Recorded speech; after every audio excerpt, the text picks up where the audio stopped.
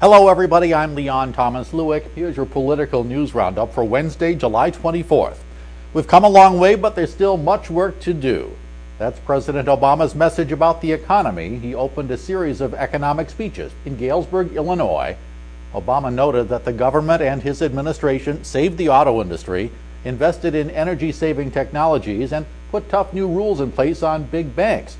But he said companies are still holding back on hiring. Soaring college costs are saddling students with unsustainable debt, and the government in Washington is making things worse by becoming stuck in political gridlock. Obama pledged to work with Republicans wherever he can to break the deadlock and push initiatives that will help create new manufacturing jobs.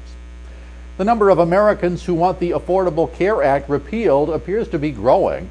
A new CBS poll shows 54% of Americans disapprove the so-called Obamacare program, and 39% want Congress to repeal it.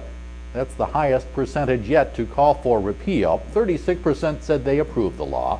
Only 13% of responders said the health law would personally help them, while 38% said they believe the law will hurt them.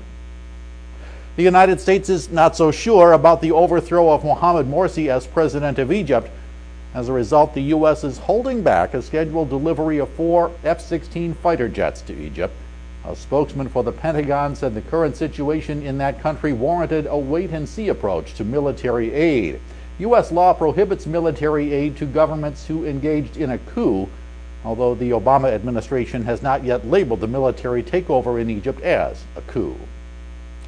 And if former New York Congressman Anthony Weiner is to win his race for mayor of New York, he'll have a big personal hurdle to overcome. Weiner admitted that after he resigned from Congress for having posted racy pictures online, he continued having explicit online affairs with other women.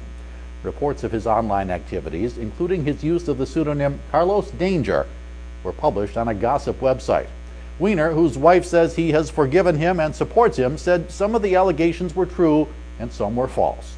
Despite calls from opponents and some New York City papers to drop out of the race, Weiner has remained in. In fact, some of the latest polls show him to be the leading Democratic candidate.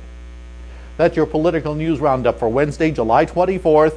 I'm Leon Thomas Lewick. Stay logged on to rttnews.com for the latest political, economic, and stock market news all day long.